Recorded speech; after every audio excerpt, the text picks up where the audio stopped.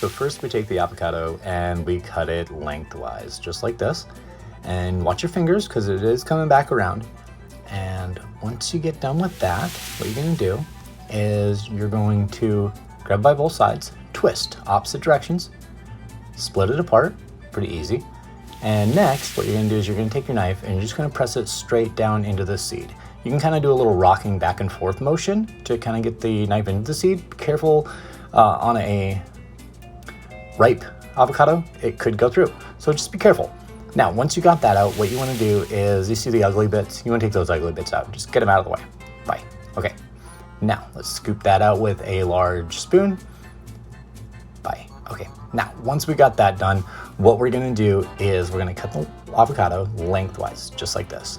Now, you can cut it as small or as big as you want. I try to go about 1/2-inch slices, sometimes a little less.